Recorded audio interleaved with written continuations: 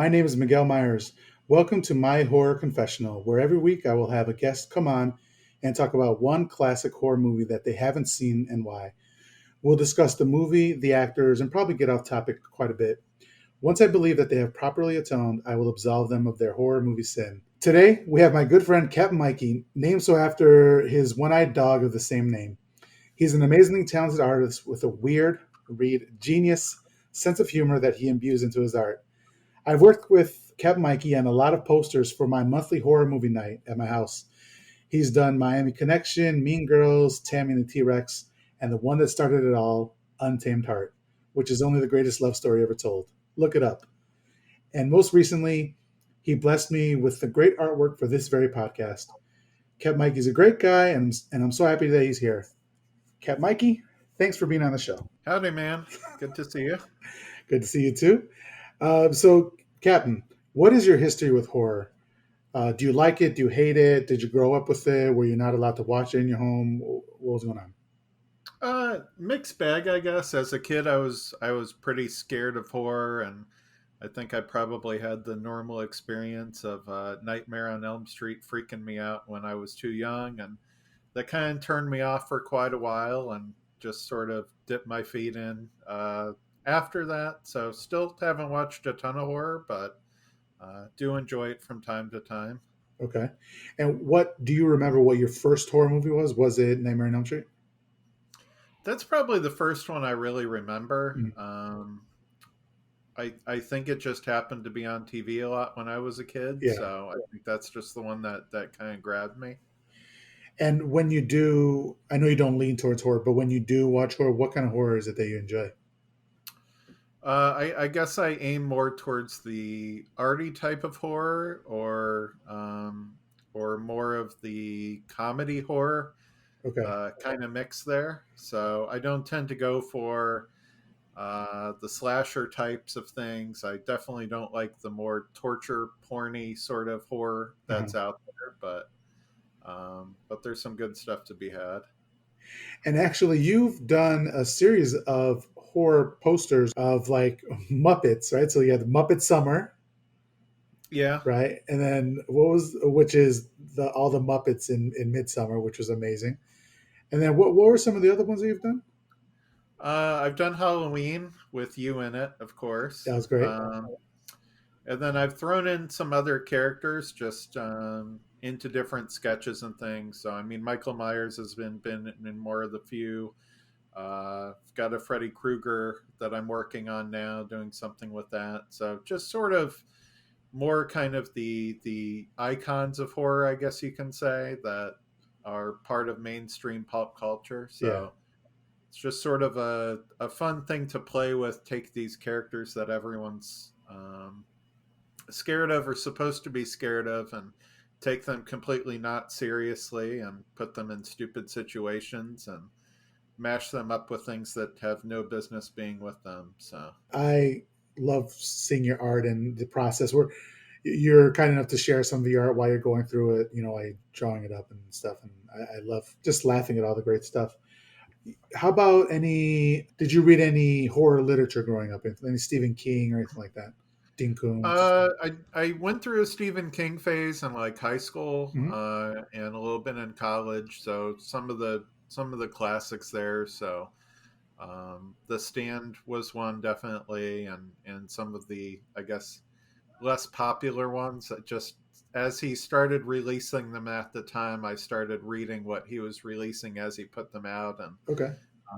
I read a ton of Dean Koontz, which um, started off good, and then every book just kind of became the same book after like the fifth or sixth book. But for some reason, I read like 30 of his books Oh before wow! I was like, yeah, this is kind of the same damn formula every time. It took you Um, 30 times to figure that out. well, I would get in these loops in high school where I would just pick up an author. I used to work at a library. That was my first job. So I'd pick up an author, and if I liked the book, I'd just keep going back to the same author until I kind of got sick of them. Yeah. So yeah, way too much Dean Koontz, some Stephen King. Did you read? Um, I think Dean Koontz wrote Funhouse. Yeah, yeah, Okay. And then that was turned into a movie directed by Toby Hooper. Did you ever see yeah. that? And from what I understand, if I remember correctly, I think Dean Koontz said the movie had almost nothing to do with the book, and he Oh, was pretty miffed about it. okay.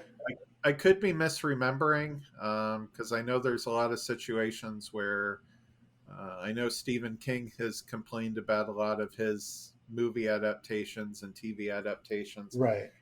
I think Kuntz was the same. I think he said it was a really different sort of setup there. And then the only other horror that kind of sticks out in my mind, which kind of refers back to what we're talking about today with Pulse, is when I saw the American remake of The Ring.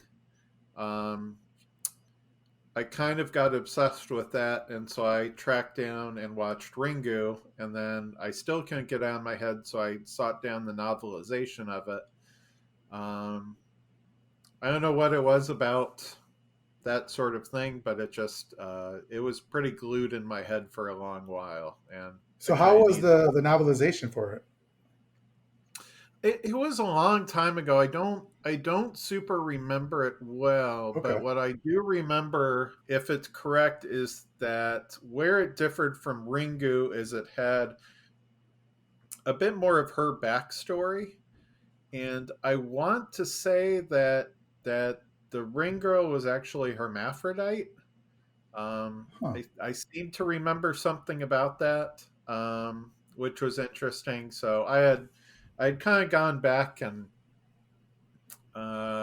when I was looking into this and um, why she freaked me out so much. But Yeah. there's all sorts of stuff about um, that being in a shallow pool of water, I guess, can concentrate a ghost, which is ties into the whole well thing. And then there was another thing that apparently hermaphrodites were thought to be more uh, spiritually gifted, I think it was, and so that tied into it. So Okay. there's a lot of weirdness that was kind of lumped into that one. Yeah. That's funny because I never would have seen that in the actual story. Typically, what I ask my guests is why this movie passed them by. But I think for you, the answer would be just because you're not into horror very much. Yeah, I mean, I'm not terribly into horror. This was one that was kind of on my list. Okay. I just never got into because the Ring kind of got me a little bit into J horror. Yeah. Back when everyone was kind of looking at J horror, so um, I watched The Eye, I watched The Grudge, both the American version and the original version, and I think it just sort of slipped by as I started doing other things, and so I just never got around to this one. Okay. Uh, but yeah, That's fair. So today, Ken is on to confess his sin, his horror sin, and that is that he's never seen Pulse from 2001. Is that correct? that's right. All right. So Pulse was directed by, and I'm going to pronounce the names probably incorrectly, and I apologize about that. Kiyoshi Kurosawa, who's also done Cure and Tokyo Sonata. So I tried taking notes for this movie, but I kept getting confused as far as the storyline was concerned, and it took me a while. It took me about an hour 15 to go through half an hour of this to take notes. I kept having to pause and it just wasn't sustainable. So instead, what I did is I'm looking at the Wikipedia page for this, and then I'm also going to be referencing an article from Jonathan Wilson on AsianMoviePulse.com. That's a great article. It's very extensive, the notes. So if you're interested in anything I'm saying, please go check that out. It came out. This article specifically came out in 2020, so it's very recent. So were you able to follow this movie? I think as best as someone can follow this movie, Yeah. I did. It felt more like a series of scenes rather than a cohesive movie. So you had it seemed like you kind of had two plots that would go back and forth between them, and they weren't necessarily very well related to one another until it kind of dovetails together towards the end. Yeah, and I wasn't expecting that, so that was kind of a nice nice surprise. And I don't know if it's just because I'm a Gomer and I just was not used to how Asian scripts are written, but it was a cool surprise. So I'm just gonna read some stuff, and if you want to throw some comments in there or anything like that, just let me know. So Kiyoshi Kurosawa, the writer and director, he created an uncanny and despairing addition to the J horror scene with Pulse. It's an unusual movie, outstrips most other horror movies because there's a spoiler alert at the end. There's an all-out apocalypse, which you don't really see in a lot of movies in general, but specifically in J horror movies. In what I've seen in the movies that the J horror movies that I've seen, they're very personal stories, very small Hmm. stories, and this one was different in that it encompassed at least all of Japan or a big a big city in I mean, it Japan. really hints at basically the whole world by the end of it. Right. So it started off as a very small story and then just keeps growing exponentially. Hmm. So unlike most apocalyptic movies, this is a slow, icy drop into dread. There's not a lot of monsters besides the ghosts. There's no devastating virus. There's no vampire plagues or zombie infestation. It's just like human.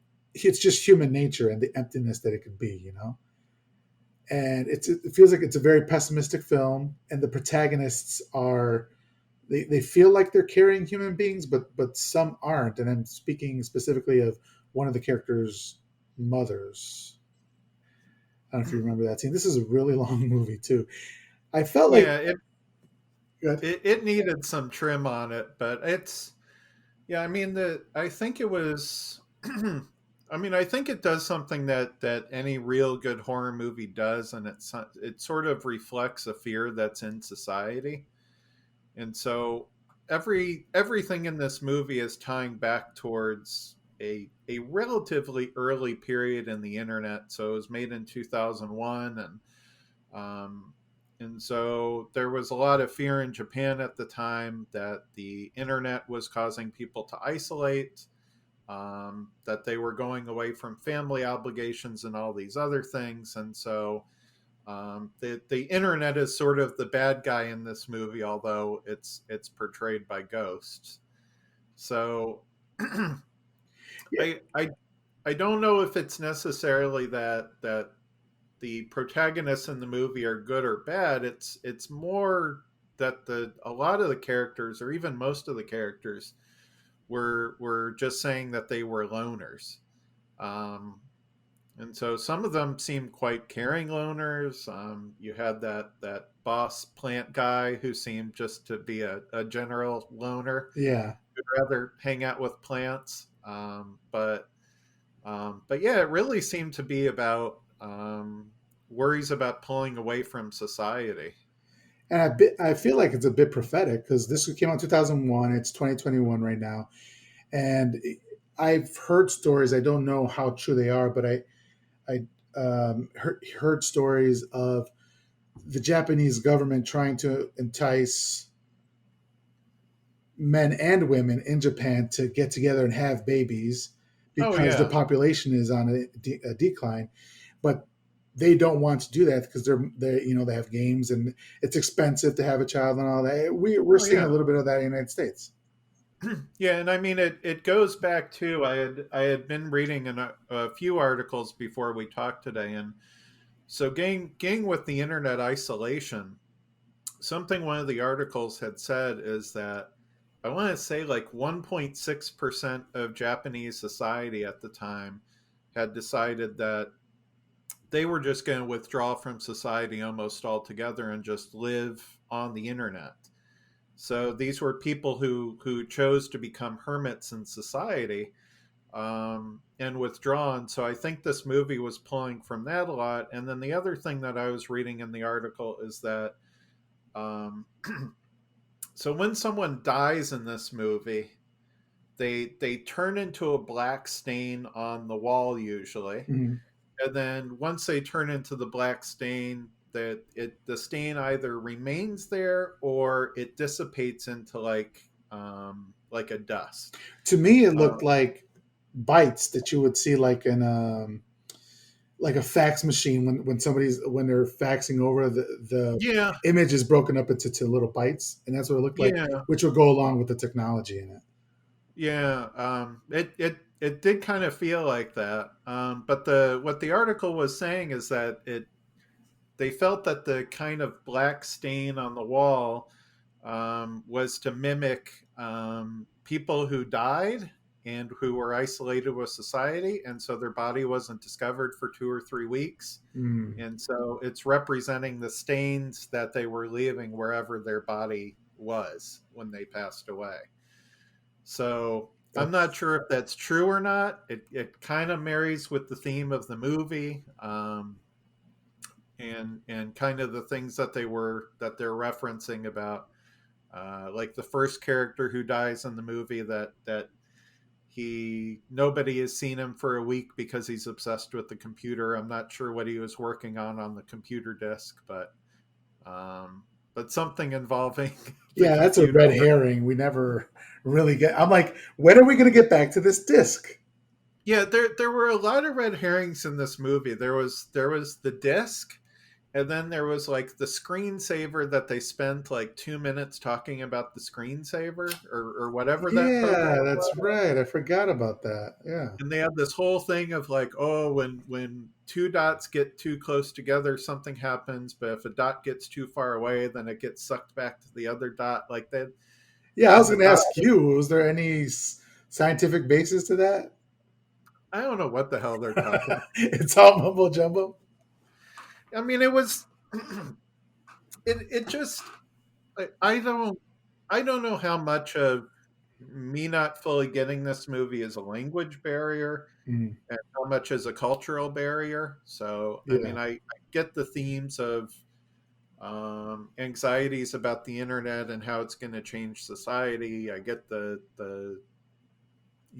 loneliness and the depression and all these things that can come with going to online rather than being in the real world. But I feel like there's definitely some things that I'm not getting yeah. out of. Well, so I think like modern technology is the conduit for like a slow dive into utter despair. That's and that's how it feels, and it's not gory.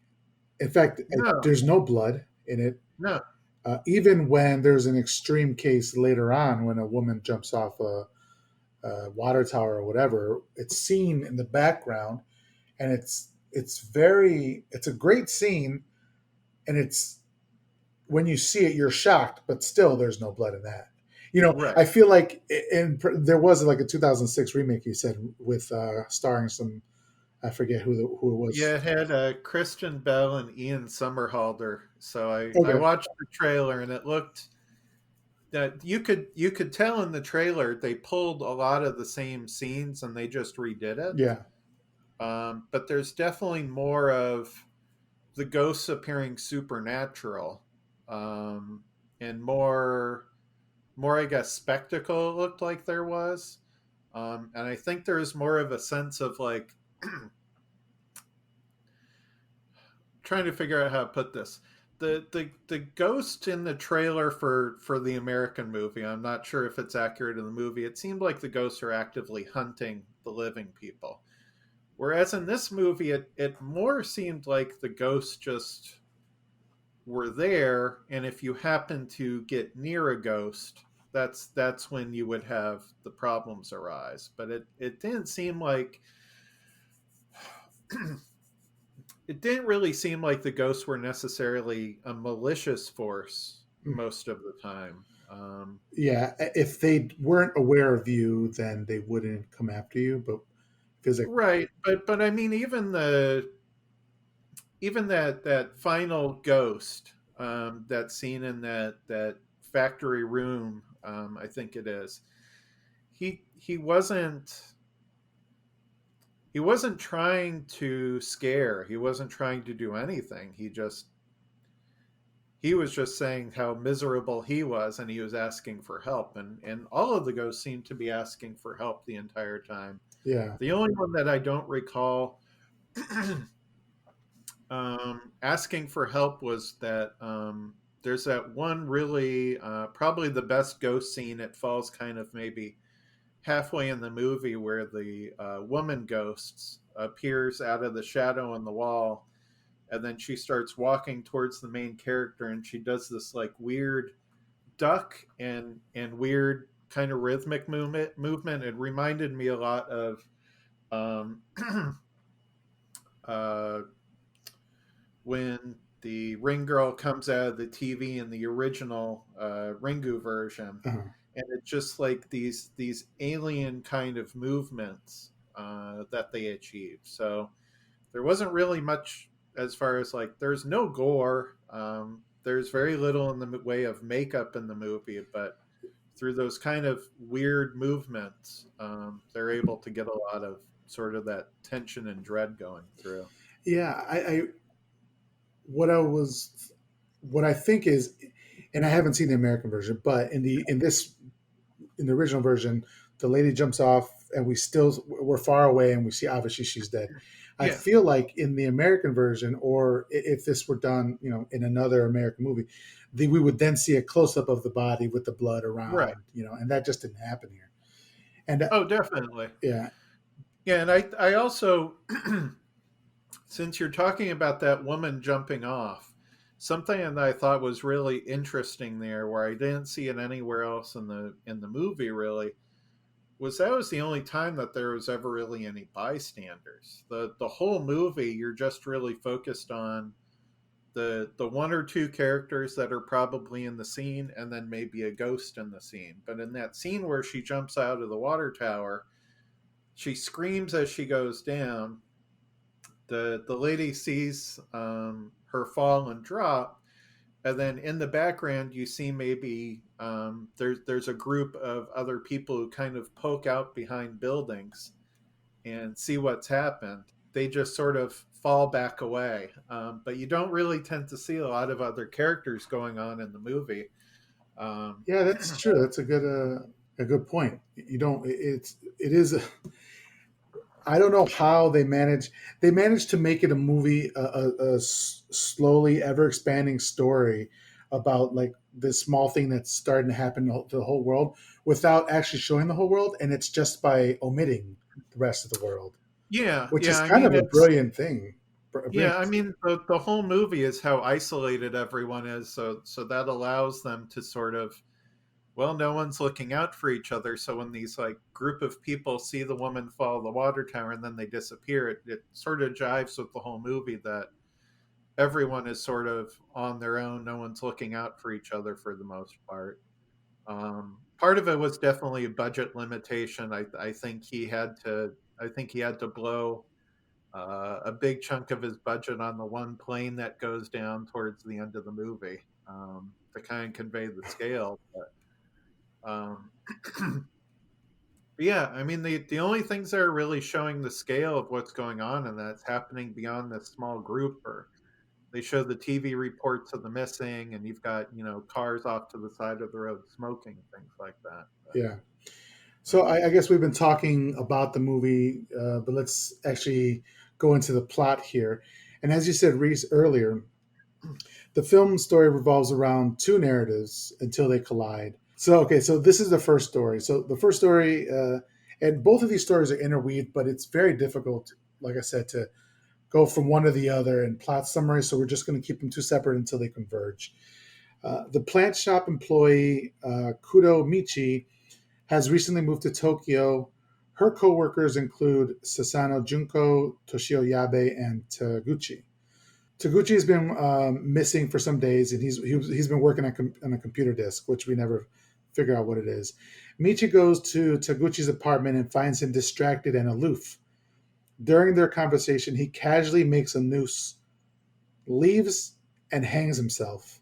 Now, did you notice when when she gets to when she gets to his apartment, that he was doing something with the noose, or I didn't notice that. I noticed I saw him behind the shower curtain when she was first kind of looking yeah, through. yeah, yeah, So I saw the shape of a person there, and I didn't know if he was a ghost. I didn't know if it was him. I didn't know what the situation was, but I saw that silhouette there.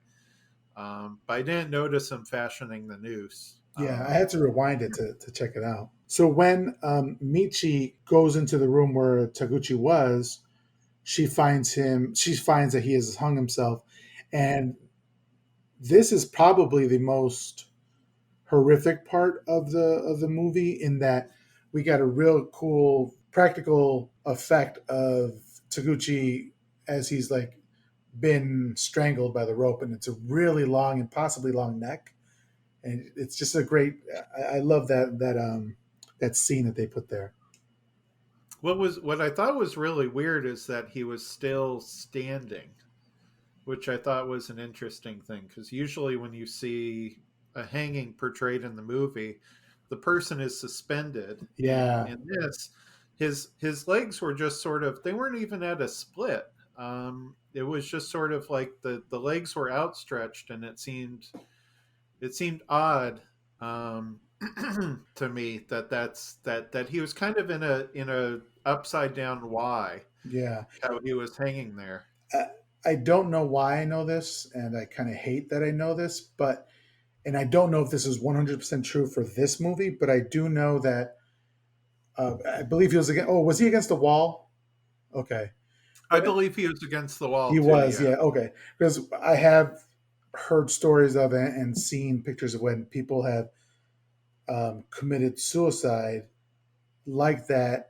They will drape the rope over a side of a door and then tie it to the door handle on the other side, and then just kill yourself that way. And so you don't need that to be hanging from a ceiling to Okay. do that. You could just use. Yeah, I didn't know if this is one of those things like they have. They show people slashing their wrists the wrong way in a movie, so that they're teaching how to do it the wrong way, hoping that people aren't successful. So I didn't know if it was something like that or what was going on, but it was an odd one. Like in sorry, like in Fight Club, when they're building that. Have you ever seen Fight Club? A long time ago. Okay, there. I forget what element or what chemical element they're making to build this big bomb, but they give the recipe for it in the movie, but it's completely wrong. It's Right. yes, because you don't want to be, you know, you don't want to give anybody that stuff. So Yeah, yeah, and that's a pretty common thing. yeah. So yeah, I've seen things too where a movie or a book has been released and it's too accurate, and the author or the director don't necessarily know that it was accurate, and then they get contacted after the fact and they're like, how the hell did you know this? Oh, like horror, like murder cases or something like that. um I want to say it had more to do with like national security related things. Oh, okay. Yeah, so there's usually advisors on there's usually advisors with movies when it pertains to that stuff, so you seem accurate, but you're definitely not accurate. So Okay. it looks good enough for the layperson, but anyone else who's trying to actually do something with that information is not going to be very successful. You know what I So, found? What I heard as well, and I forget what movie this was on, but if it's going to be a movie involving like generals or so where they have to show all the badges that they've acquired and all that stuff, that they'll have somebody on the set to have it wrong, because if it's 100% accurate, then that could be stolen valor, and the oh people yeah, could be charged with that. So they have to make sure that it's incorrect. that makes sense. Yeah. So back to this movie, Michi and her friends inspect the disc that Taguchi left behind, and they discover it contains an image of Taguchi staring at his own computer monitor, creating an endless series of images. In the other monitor on his desk, they discover a ghostly face staring out into Taguchi's room. I like these scenes, but if granted, this movie was made in 2001, but it feels like a lot of movies I've already seen do it. But it feels like a trope, but this could be where it started.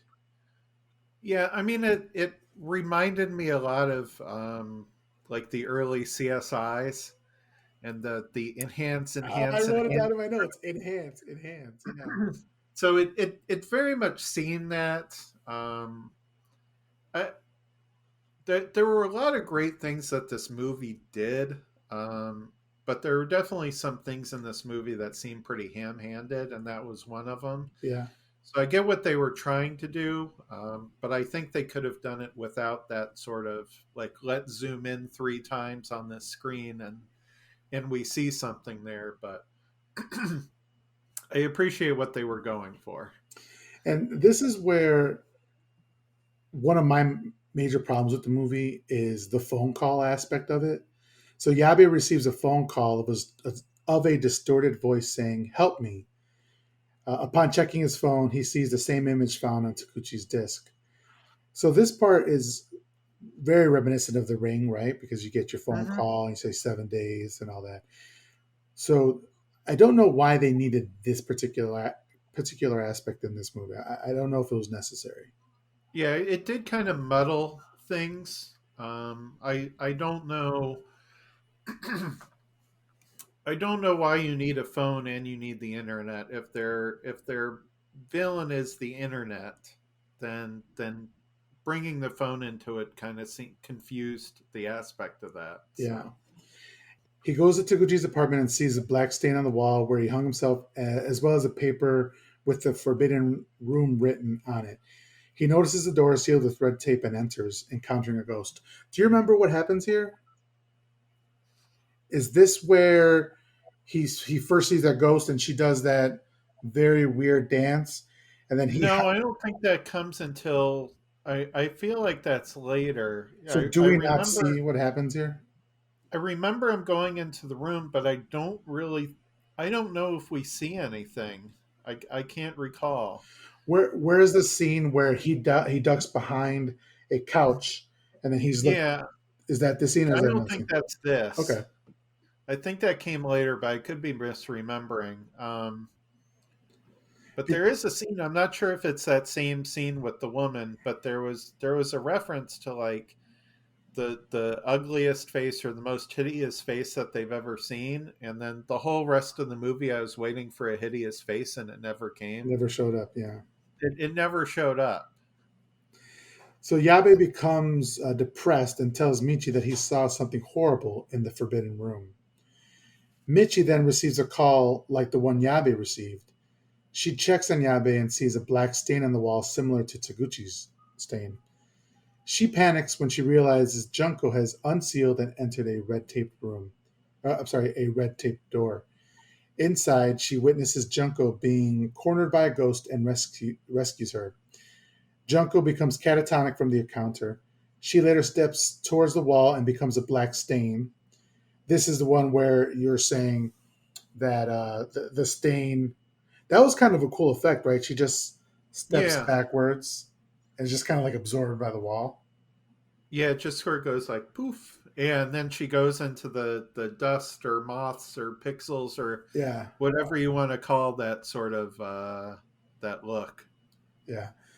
And so worried, Michi goes to check on her mother, and that's where she meets Ryus, Ryosuke Kawashima. So this is where the second story is. So the second story, Ryosuke is an economics student. He's recently signed up to a new internet service provider. This is so funny because this movie came out in 2001. I was on the internet in 1998, and we were not a wealthy family, so Yeah, we were middle class or whatever, lower middle class. But even we had the internet 3 years before this movie comes out, and I yeah. know I that mean, I think I started on the internet back in I want to say like 94, 95. I was on the internet doing stuff. I mean, I went to college in 1996, and I was definitely using the college in 1996. Not to Right. date myself, but like it's 2001. That's something that seemed very weird to me. So he had like this America Online knockoff sort of service going on. I can't read. It had a funny name to it. I I can't was about remember. to say, I can't believe you didn't jump on this. It's Uranus. Oh, that's right. It was. I was. As soon as I saw that, I thought Cap'n Mikey was going to jump on that. Yeah. So I don't know. I'm not sure if that's a reference to maybe God of the Underworld sort of thing with Uranus, or Uranus, depending on how you want to say it. I think Uranus is complementary to Hades in mythology. I can't reconcile the Greek and Roman there, so that there might be something there with the naming. But yeah, you had on. It's 2001. He's using a knockoff of America Online to get online, and it seemed like this was a new thing he was doing. I remember that she asks him when he's first saying that he's getting online, like, "Oh, what's making you want to get on the internet?" And he said, "Well, I don't know, just everyone's kind of doing it, I guess." And it just seemed like this is several years too late Yeah. for him to be making this discovery. Just say Um, porn. If you wanted porn, just say porn. but this had like the funniest thing in the movie, like not that there's not really any jokes in this movie, but the funniest thing in this movie, and again kind of getting where this movie gets ham-handed at times, is they meet up and he's telling her that he turned on the internet and it went in, and he's seeing a room that's not his with someone in there who's kind of looking at him. And he's like, "How did I get to this website?" And like, everything's weird. And then he says, um, she asks him, "What website did you go to? Let me know the address of the website for me to go to." And he's like, "I don't know. I didn't click on it. So how do I find it again?" And she gives him instructions on how to, if it happens again where the ghost website pops up, how he should know to do it. And so she teaches him how to take a bookmark of a web page so he can get the address. And if that doesn't work, they're supposed to print the screen. And it was just this like, it felt like it was 2 or 3 minutes of she's saying, like, well, first you click this, and then you can click bookmark. And he's just taking the note on a post it note or something. He's just like, okay, first click, and he would write down that, and then he's like, then bookmark, and then he writes that down, and it just like drags on. Yeah, a scene that it's not important for us to know that he is bad at computers. They could have cut Right. that whole scene out. Like it doesn't come back Right. in the end. It's not like Well, he's saved. he does when the website, when the computer turns itself back on and the website comes on, he does try to bookmark it and he does try to print the screen. Yeah, And neither of those work. But we didn't need to know that he's inept at computers. Like it just it's very weird. yeah.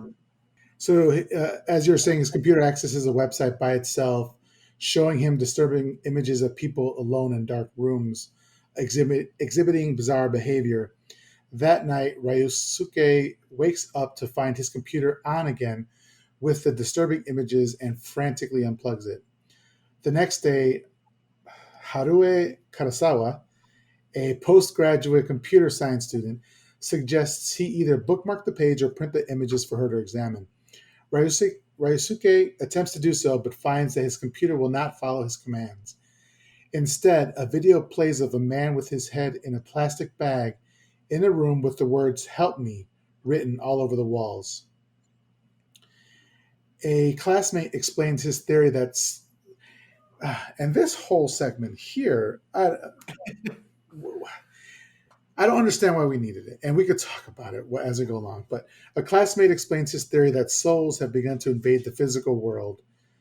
Harue acts strange and suggests that ghosts would want to trap humans in their own loneliness rather than kill them. I guess this is necessary to figure out, what's going on with these ghosts. And this is the Yeah, most like un-American thing I can think of is like instead of ghosts wanting to kill you, ghosts want to make you as lonely as they are. yeah. It's a first of all, what I want. My first thing is how the hell does this guy know this?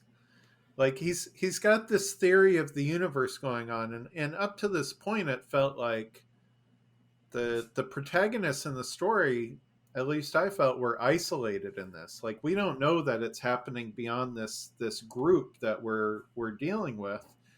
And then this guy sort of pops in. He's like, "I've got a theory about all the stuff that's going on." And Yeah, it's like so where'd you come from? It's not like you're a 12th grader and you're telling the 11th graders how everything works or something, yeah, It's like, it just it was very weird that he just sort of comes up with this theory out of the blue with no one really asking like what's going on. The theory that he comes up with and he puts out in the movie is that where souls go when you die, that space is full. And so that space is full and under pressure. And so since it's full, those souls need to go somewhere and they can no longer fit in the space of dead people. And so they're looking for another world to breach into. And so they breach into our world through the internet. Um, how the internet is the splice between the where dead people are and us, I have no idea. But apparently, it's dead people going through the internet. essentially it comes down to when there's no more room in hell, the dead will walk the earth. Yeah, and the weird thing too is like I didn't necessarily get hell out of it. I just got like dead people in general. There's no heaven or hell. It just seemed like it's either something I guess we would call purgatory. Mm-hmm. Um, so That's it's true. purgatory or nothing. That's a good point. I hadn't made the distinction because when they were saying it in the movie, I was like, yeah. I mean, we've heard this in Dawn of the Dead. They say when there's no more room in hell, the dead will walk the earth, and it's this great tagline. But in this movie, in this movie, it's downplayed, and it's more like you're saying, not heaven or hell. Maybe there's a cultural divide there, and I don't know what religion is more prevalent in Japanese society, but perhaps their religion doesn't have a heaven or hell, and there's just an afterlife, and that's a little bit sadder, right? Because Yeah, I mean the because if that's the reading in the movie, if those ghosts are what happened to everyone, then it seems like everyone eventually is going to be a sad ghost. So I don't know that there ever was a winner in this thing. Um, so it's I'm not sure where the I don't know what the fate of the soul was prior to the ghost breaching into the real world. So I don't know if these were what we would call ghosts in hell, let's say, or ghosts in purgatory, or what this group of ghosts were. Maybe it was that we missed some of the nuance in translation or not understanding these were sort of hell ghosts. But it was unclear to me um, what group of dead these were. But it's interesting to me, and again, this movie baffles me. So the ghost can leak through our world through the internet, and it all seemed to come from one office in a factory. That was like the original modem that they broke through. Um, because there's the one scene where they show like there's a factory that gets demolished, and then you see like the modem is just hanging there. yeah, wow, I didn't even.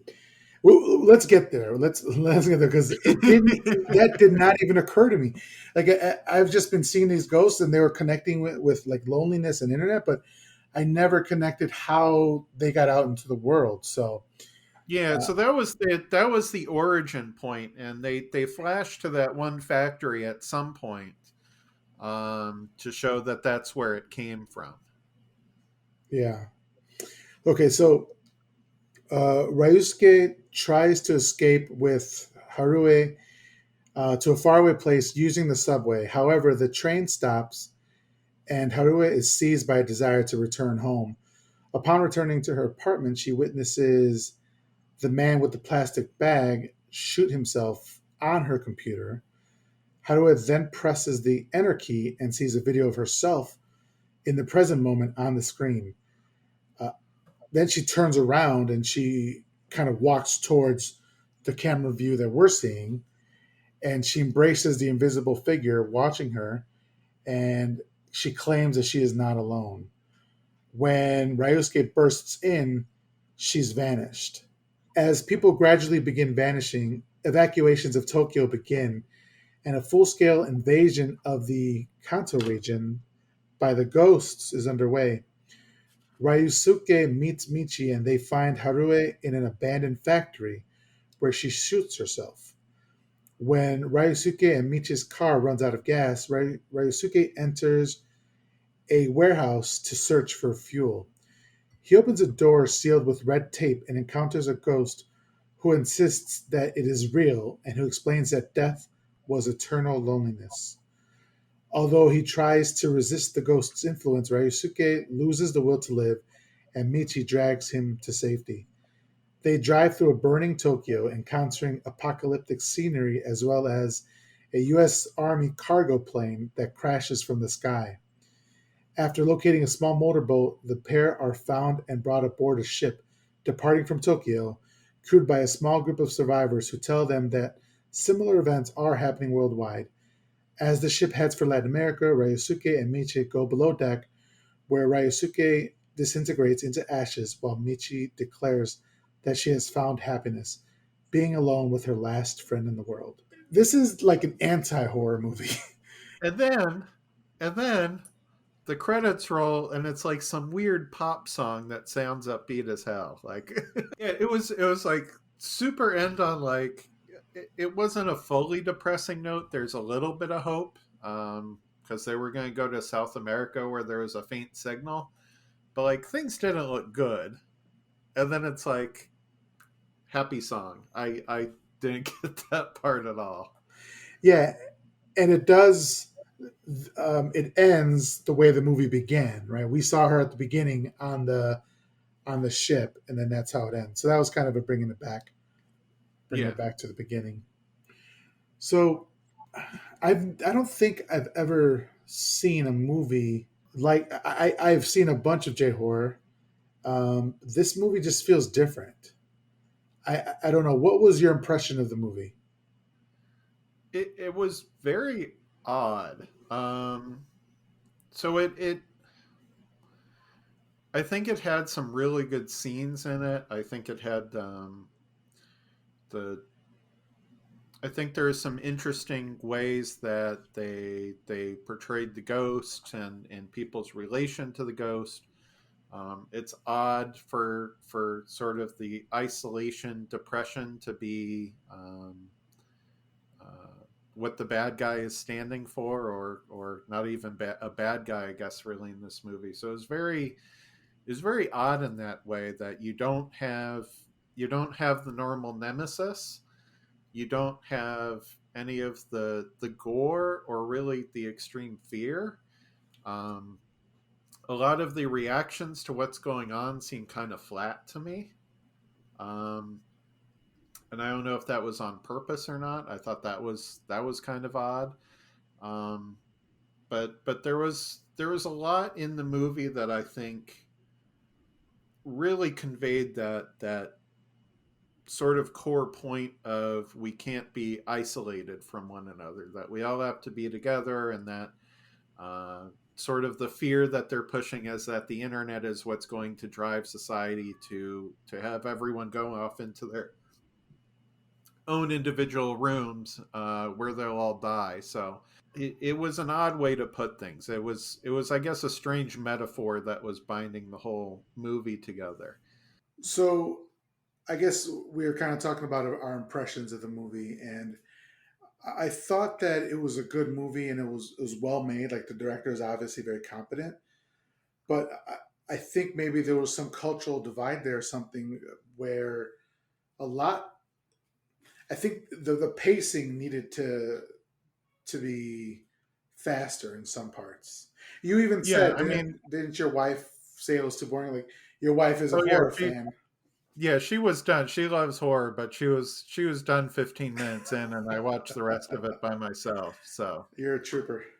So it was just the pacing was definitely off. So I mean, like I said, they spent like 2 minutes talking about how to print a screen and make a bookmark, and that just it didn't add anything to the movie.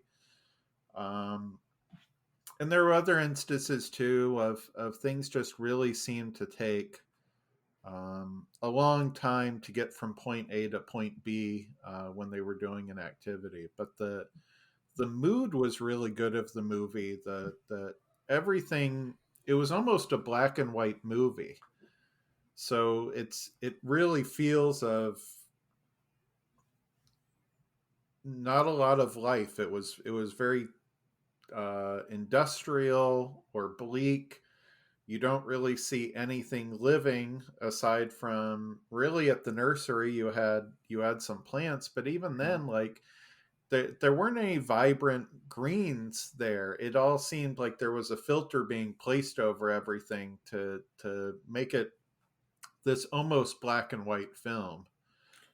Yeah, there was everywhere you looked, there was like all the characters lived like in this industrial apartment complexes, with no grass, and everything was drab. Right. Um, and I don't know what they're saying there, because the main thing people say here in the states is you shouldn't be watching TV all the time. You shouldn't be on the internet all the time. You should go Yeah. outside and play, or just do things outside, get some of that sun. In this movie, I feel they're saying the same thing. They're more saying like connect with people, but like the outside doesn't look very appealing. Yeah, and I think the movie is getting more on their society as a whole. So as a society, they're not interacting with each other. They don't have, I guess, these places that they congregate and do things at. So I mean, you really don't see that. There's very little that occurs of interaction of multiple characters beyond two or three characters, other than um, the computer lab and the library. Outside of those two places, I don't really recall there being multiple characters sort of interacting where it looked sort of like um, a normally populated area, I guess I would say. Right. And when we were, discussing this movie beforehand, and trying to make our arrangements for recording and all that, you sent me a message. You said, "This is an ironic movie for us to do." Yeah. So why do you say that? So I mean, you and I, we became friends over the internet. So I mean, that's not something that should be happening. According to this film's mythos, like you're not supposed to meet someone on the internet and then meet them in real life. I'm one of the weirdos who met their wife online, so I mean, I'm extra against Really, I didn't know that. I this didn't. trope. Yeah, yeah. So, um, but yeah, it's sort of an odd thing to talk to an internet friend who's become a real friend Yeah. about how the internet is isolating all of us into our closets where we're going to die, and no one's going to find our body for weeks. So it's an odd one for Yeah. us to be tackling here. That is dark. The movie is dark as hell. The movie is, yeah, the movie is crazy dark. I mean, I get that you're kind of pushing it to an extreme when you do a movie like this to sort of drive the metaphor, but something that irked me about the movie, I guess, and something that I think makes it different than a normal horror movie is there I feel like there's usually a sin that the main character does, or a mistake the main character does, that sort of opens up the killer to come after that person. And in this movie, there wasn't anyone who was really spared from this. It seemed like.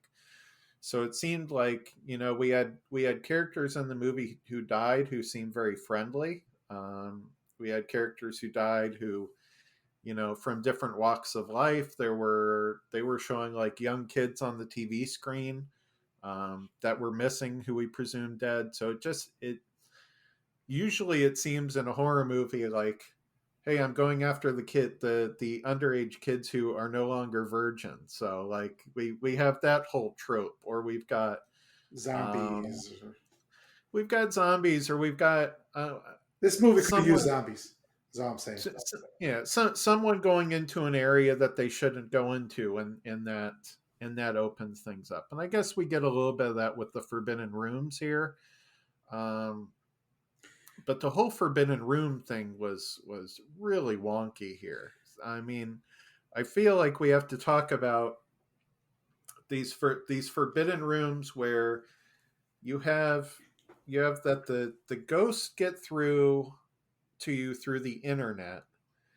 But then if the ghosts get through to the internet, they seem to be sort of locked to a location so long as you tape the windows and doors with red tape. No other color tape, but red tape will contain them somehow. Like the whole Yeah.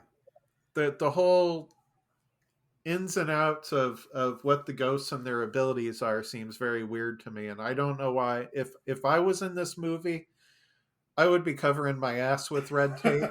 Like, Yeah, that was the question I was going to ask you is in real life, if you come across a room that is covered, like sealed with red tape, are you going to be like, I wonder what's in there and open it up? Or are you going to leave it alone? I mean, It wasn't in I your can house. My right. I mean, I can see like you're investigating your friend's apartment, and like in the beginning of the movie, they're looking into his apartment. They want to know what happened. There's the room in his apartment with the red tape. Like, I get opening that door. Like, his friends are trying to get answers, and so they're doing it in the apartment. But as you go on later in the movie, like, they see more doors with red tape on them. They know what the deal is now, and they're still like, "Yeah, I'm going to open this up." Like, yeah, I don't get it. I don't get it either. And then so does that mean that is it kind of like a pod people thing where one begets the other until they win a war of attrition and now everybody in the world is ghosts? Like I mean, what that's is what the it. actual apocalyptic event? I think it's everyone in the world sort of succumbing to whatever this fate is. So this all the people are going into this non-dead state where they're, I guess, lonely ghosts But in because or they can't die. yeah, but So it but it seems like these people who can't die are reaching out for help, and then that gets the next one and the next one. So so is it so there's three things here. So does that mean that everybody who has turned was turned because they opened the door that was sealed with red tape?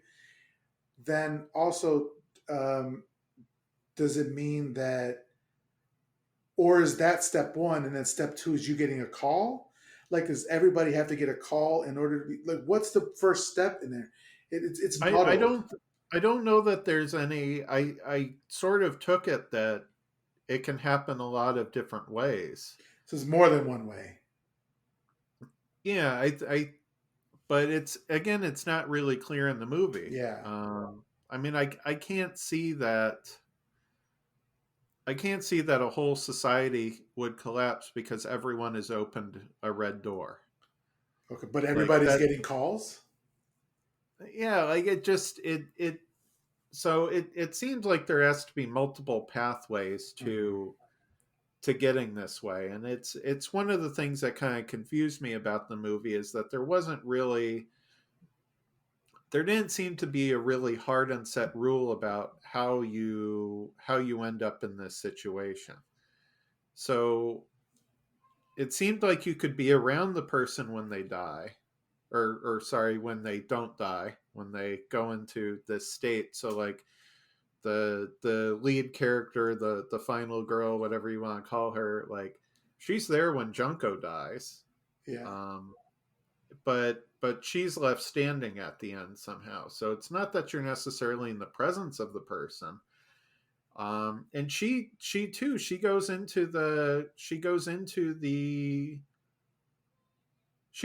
two of the rooms and pulls the other characters away from the ghost, doesn't she? Yeah, at least one person. Because she Yeah. did it with him. Because he went into Right. the And she did it with her at the friend as end, well. and then yeah, and she did it with Junko as well. So she went into the rooms where Junko was, and where I can't recall the other character's name, who almost makes it. Uh-huh. Um, but she goes in there, so it's not even necessarily that if you go in the room, you go. So it was hard to say what is the thing that keeps you alive in this movie. Um, all they really alluded to and all they kept really saying is you just go as fast as you can somewhere. Um, Yeah. but I assume there's more people than the few people we see who are trying to go as fast as someone as they can somewhere. So I guess in that way, it is kind of like an infection movie or a zombie movie in that Yeah, it in a was. zombie apocalypse, that's what people try to do. They get as far away as possible, then they try to go to an island or something. And this is Yeah, what it and seems like I they're think doing. that's yeah, I think that's what happens here. It's very much like an infection trope. I just don't quite get the infection. Yeah, yeah. So I feel like that hurts the movie a little bit for me. It's a confusing, but the premise is the technology is bad. Gotcha. How, but the way that they're explaining it is muddled for me, and it takes a little bit away. Takes a little bit of the Yeah, and it enjoyment. could very well be that just like internet exposure in and of itself does it too. And so that could be what's going on is all these people are looking online, and so they just are getting it through seeing it on the internet. So maybe that's what's happened. Yeah, So because we know that the websites are popping up on a lot of people's computers, um, but yeah, it was an odd one there. I mean, I kind of got into it at the beginning where I think a lot of the how the characters die and the black stain left behind that seems to indicate bodies that have not been discovered over several weeks because of isolation and mhm. the sort of stain that's left behind. So I kind of get that and that vibes with the isolation, and they really drive the isolation through the black and white palette and industrial scenes and everything else. Um, and there was that speech by the boss at the nursery in the middle that I think they try to drive the point of the movie through them about what's kind of wrong with society. He has some speech about um, if you tell your friend something with the best intentions in mind, the friend will still get offended, and then you'll both be hurt. So what's the point of having friends? I'm paraphrasing him Yeah, there, but I mean that seems to be the something that's feeding into what is spreading this pandemic, what's spreading this internet flourishing, which is bringing about all the ghost leaks into our world. yeah. Um, so that, but yeah. What's your view on ghosts? First of all, let's start as a genre in horror movies. Do you particularly like ghost movies, or It really depends how they're portrayed, I guess. So I like the I guess like is the wrong word, but I find very interesting like the way that Ringu tackled a ghost. So I think where you've got an understanding of who this ghost is or was, I think that's interesting when the ghost is actually a character and there's motivations or there's something behind that ghost. Um, I think that's pretty interesting and pretty compelling. The same with on Netflix, the Haunting of Hill House series. Yeah. Um, like you really get that strongly in the series of, okay, this is the ghost and this is their agenda, or this is, the rules that they follow. So I find those sorts of things interesting. Um, there's been other movies too, where I think ghosts have been pulled off pretty interesting, but it's I think it's most interesting when they're not, I guess, a generic ghost. Let's say that they have some backstory to them. Okay. And now, how about ghosts in real life? Do you believe in ghosts? Not really. Um, I it's not. I'm very scientific minded. So other than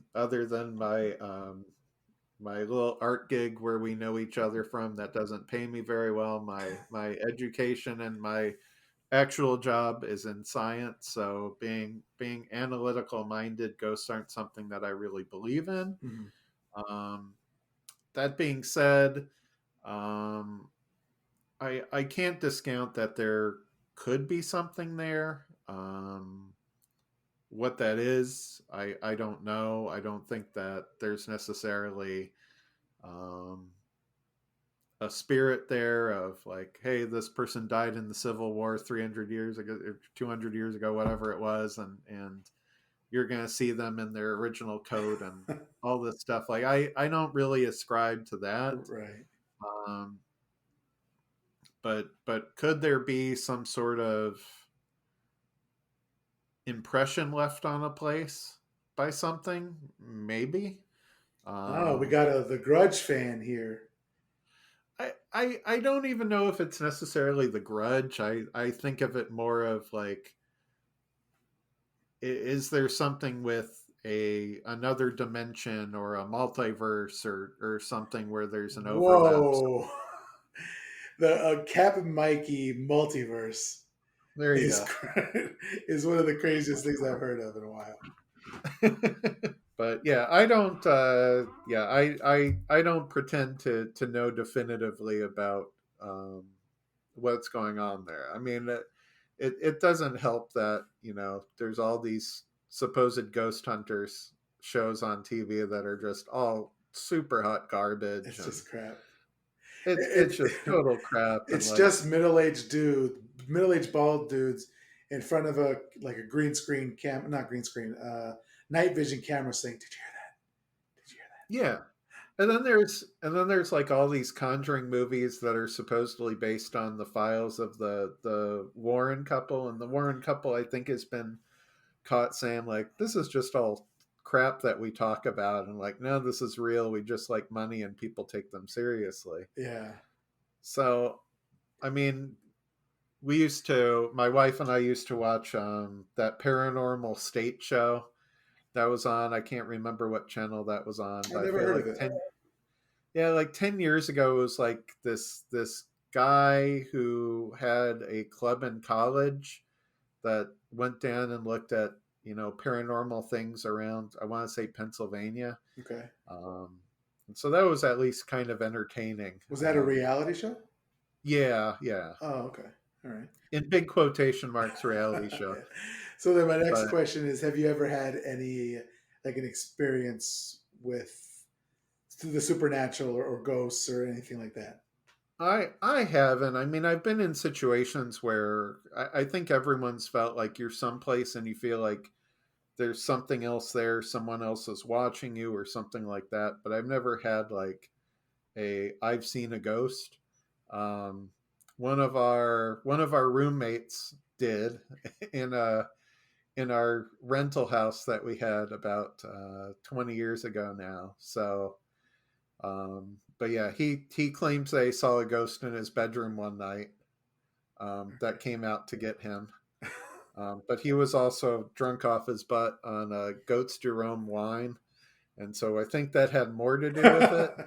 Right. Um, but it happened in his bedroom, and so he said that happened there.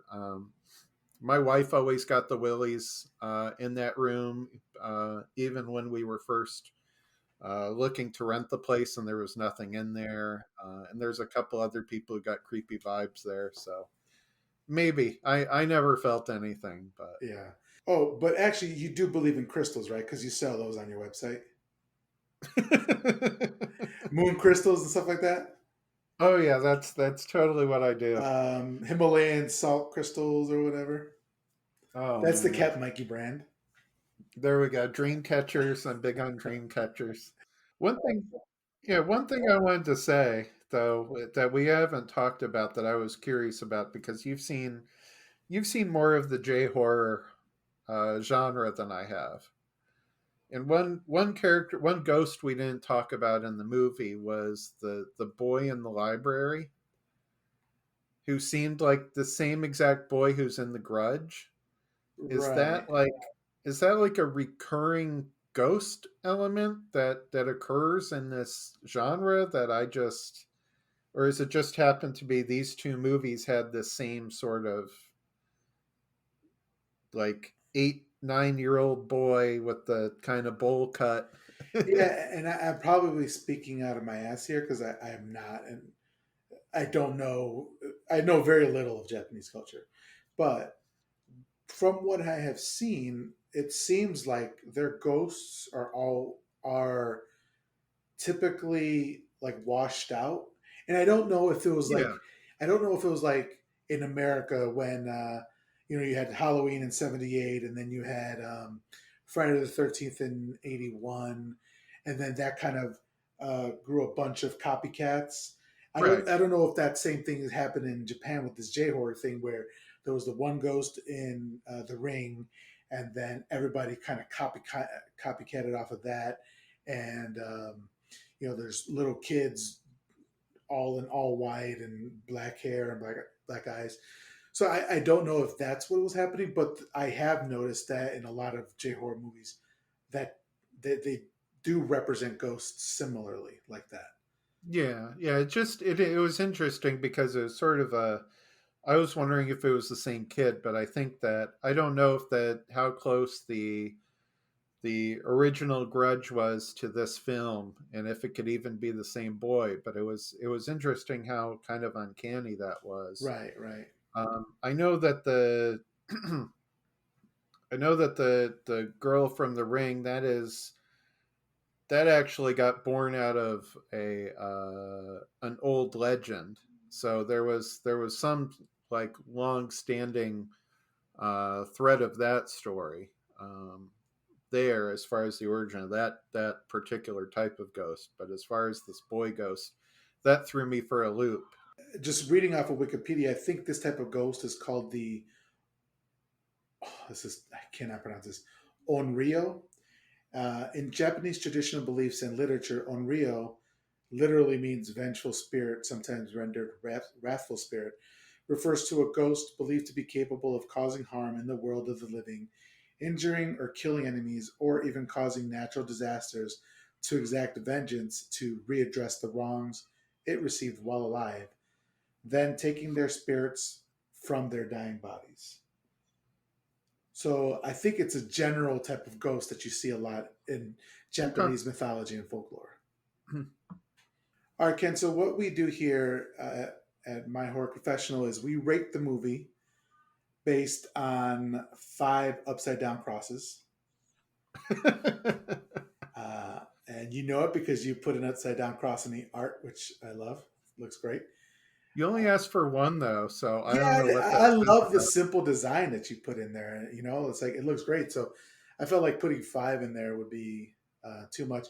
And also, Cap'n Mikey has a whenever he does a poster, he always inserts a hidden Cap'n Mikey, which is his dog, who has passed away since then. But so there's actually, if you look in the artwork for this podcast, there's also a hidden Mikey in there. So I really appreciate that. Uh, Very, very tiny. very tiny, yeah. So, what do you rate this movie out of five upside down crosses?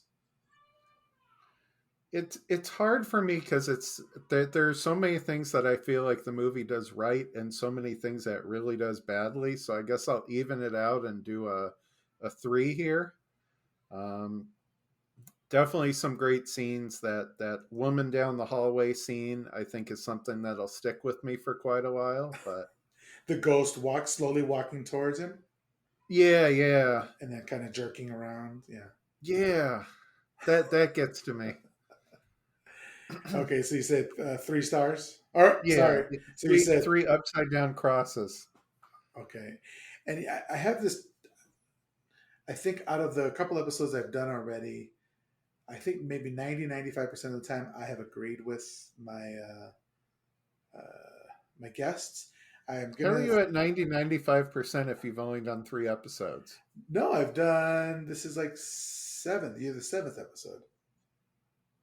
Still, mathematically, that's not Hey, working you're the out for scientist, not me. I didn't go to school for math, okay? But I would say I would give this. I would give it three. It is difficult because you know that it was acted very well and it was directed well and it was shot well. I think the things that hurt it were just how confusing the story was, and and that also could be on us just not understanding the culture or the subtitles not getting the nuance across to us. So, I mean, yeah, there's a bit of a fudge factor there. yeah, and I'm completely willing to admit to that. But also something that I mean, this may be cultural as well, but the slow pacing. I mean, I like slow paced movies. Possession is one of my favorite movies. It's a very slow paced movie. There's other movies that are slow paced, but there's not scenes in Possession that I feel a lot of scenes anyway that I feel could be cut out. Whereas in this movie, there's a lot of scenes that you brought up a couple that could be cut out that would make the movie more fast paced and probably help in the confusion aspect of it. So, all that being said, I would probably give this movie three. I want to give it 3.5, but I'm going to give it three upside down crosses.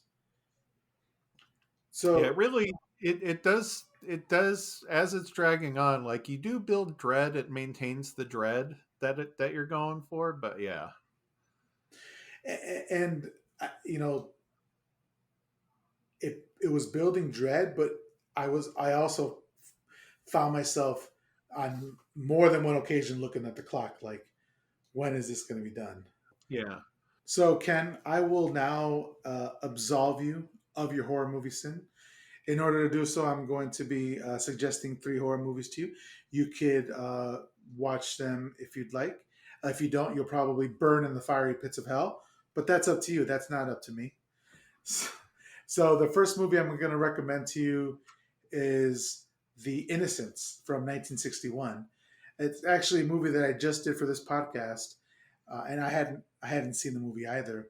And I think you'll really like it because it's very subtle, kind of like how this movie's subtle in the beginning, where it comes to ghosts, and the ghosts are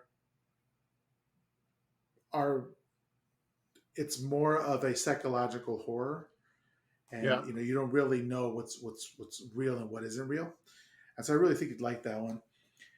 The other one is Videodrome from 1983 by David Cronenberg, and that is so. This movie Pulse, it's kind of like a techno horror movie, and so we'll similar to like Ringu or there's also like Hidden or Pontypool. Techno horror movie, the horror comes from technology, and so Videodrome is kind of like a technology based horror, and I think you'd like that one as well. But that's also a little bit of body horror, and so you got to. I know you don't like a lot of the gory stuff there, so I, I would say put that on when you and your wife are trying to be romantic. Is all I'm gonna say. And then the third one I would say is Tetsuo the Iron Man from 1988. That's also from Japan. This movie is body horror, but it's also technology, and it's about this man who very slowly his body starts to be taken over by technology. He gets, if I'm remembering correctly, like a cut, and then out of that cut comes more technology, and his whole body becomes like metal, and it has like he has weapons coming out of him and drills. It's body horror, but it's techno horror as well. And this one is one of the it's one of the harder movies I've ever had to see, but it's really great and it's Japanese. I think you'd really like it. So those are the three movies I'd recommend to you. All right, man. All right, Ken. Well, thanks for joining me on this episode. Tell the people where they can follow you. Any plugs you want to talk about? Yeah, you can follow me on Instagram. It's I did not think of this as far as sharing it on a podcast. So the name's not the best, but it's Cap'n Mikey Art, and that's CAPN underscore Mikey underscore Art. So not the easiest follow there, but that's where I'm at. So, and you can also find me at capnmikey.bigcartel.com. That's where my store is. So, but yeah, thanks for having me on. Cat Mikey, you also have a Facebook page that people can go on when you're working on projects. You kind of share it there, and we have a little kind of cool community there. And that is Cap'n Mikey's Crew. That's CAP apostrophe N Mikey's, which is MIKEY apostrophe S Crew. Mikey Cap'n Mikey's Crew. That's it. Yeah. So we share my I'm not sure how to call my art yet. So bad, but increasingly less bad art, memes, and pictures of pets. So yeah, for all that kind of exciting stuff, that's where you can go. And I am Miguel Myers. You can find me on Twitter at MHCPod, like My Horror Confessional Pod. You can find me on Instagram at My Horror Confessional. My email address is myhorrorconfessional@gmail.com. The music is by Taylor Fox. You can find her, you can follow her on Instagram at the Taylor Fox. And the artwork was done by some bum that you probably never heard of. It's Cap'n underscore Mikey underscore arts. Thanks for joining us, and we'll talk to you next time.